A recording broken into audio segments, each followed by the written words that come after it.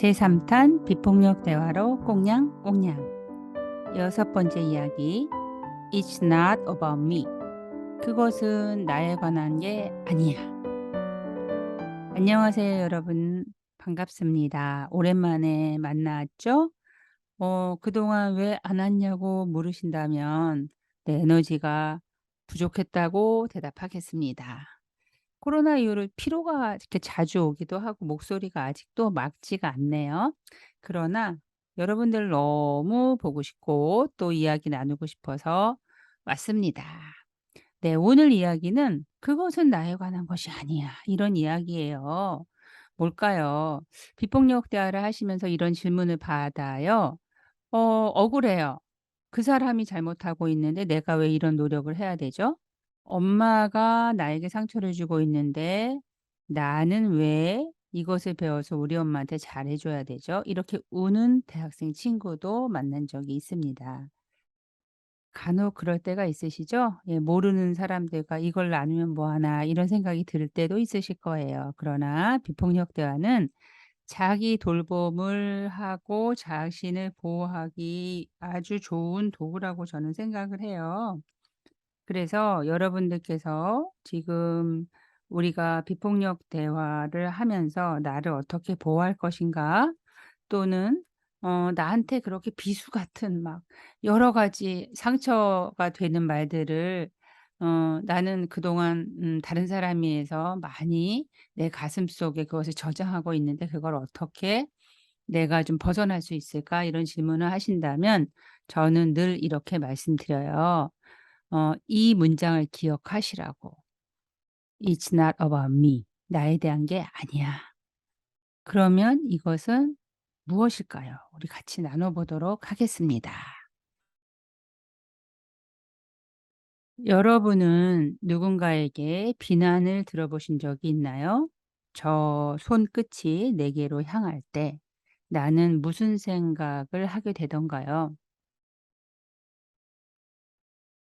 상대방의 비난을 들었을 때 나는 도망가고 싶을 때도 있고 맞서 싸우고 싶을 때도 있고 그 순간 너무 놀라서 얼어붙기도 할 거예요.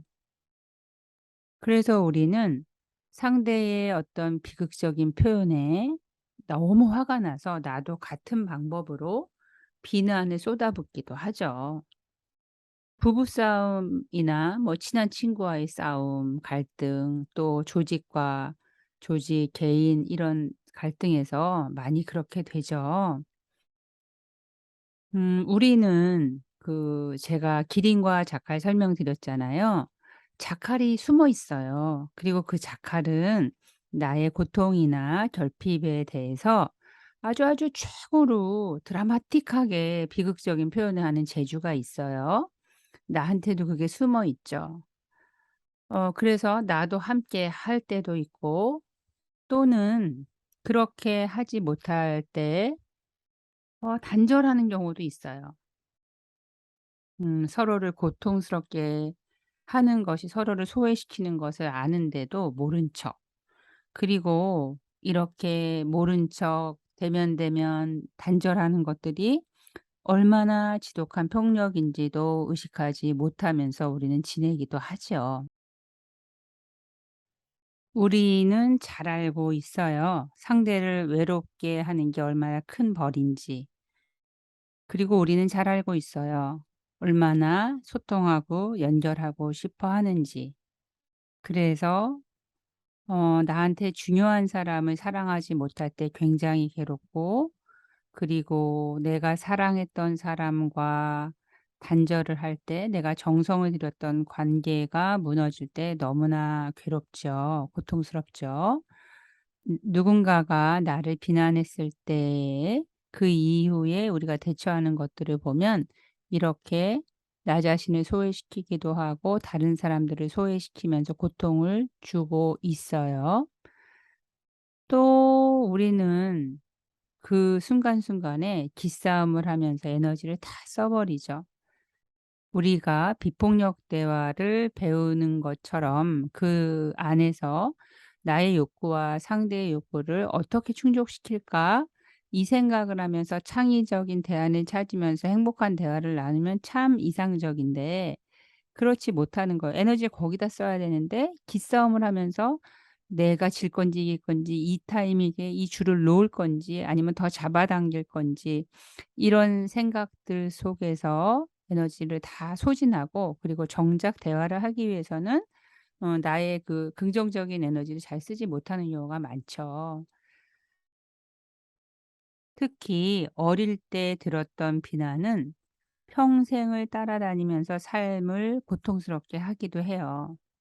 "너 왜 이렇게 부주의한 거니? 시키는 대로 안 하더니 꼴 좋다. 뭘 잘했다고 울어? 네가 잘하는 게 뭐가 있어? 네가 내 인생의 발목을 잡았어. 널 낳는 게 아니었다고." 이런 말을 듣고 자랐다고 여러분들 상상을 해 보세요. 어쩌면 여러분들이 들었던 말이 제가 말씀드린 사례로 인용한 말들 중에 있을지도 모르겠어요. 이렇게 되면 내가 이 말을 계속 듣고 지내다 보면 자라는 과정에서 계속해서 수치심이나 죄책감, 두려움으로 가득 차게 합니다. 그리고 수치심으로 가득한 나는 내가 원하는 대로 살아가지 못하고 죄책감으로 가득 찬 나는 내가 그 안에서 자유롭지 못해요. 두려움으로 가득 찬 나는 삶을 누리기가 되게 어렵죠. 즉 우리가 수치심이나 죄책감, 두려움이 있을 때 우리는 욕구와 만나지는 못합니다. 불평과 비난을 들었을 때 편안하지 않죠? 그리고 이럴 때도 있어요. 내가 들었던 비난을 잘 기억해요. 뭐 가시돋친 말, 내 심장에 박은 대못, 뭐 비수 이렇게 많이 표현들을 하잖아요. 그러면서 그것들을 다 기억해요. 절대 안 잊어버려요. 왜냐하면 그 워딩 자체가 문제가 아니고 그때 감정으로 우리는 기억을 하거든요. 그래서 그 상태에서 기억했다가 누군가한테 그대로 쏟아볼 가능성이 높아지지요. 내가 살면서 어느 순간 보통 왜 심술처럼 나오는 것들 아니면은 다른 사람한테 나도 모르게 공격적이 되거나 날카로워지거나 이런 순간들을 잘 알아차리시면 네 이런 것들과 좀 연결이 되어 있을 가능성이 높아요. 그런데요. 사람들은 왜 나를 비난할까요? 그 어린 나한테 어쩌자고 그 어른들은 그런 말을 쏟아냈을까요? 그리고 순간순간 비난하죠. 뭐 "엄마 때문이잖아." 뭐 이러기도 하고 "당신은 왜 이렇게 화를 돋궈?" 뭐 이러기도 하고 우리가 상대를 비난할 때를 보면 뭐 그 사람들이 계속해서 뭔가 부르짖어요. 그거 알아차리고 있으신가요? 네. 그러면 우리는 기억해야 돼요. 그 비난은 나에 대한 것이 아니에요. 그럼 뭐냐? 단지 그 사람의 고통이나 결핍에 대한 비극적인 표현일 뿐이에요.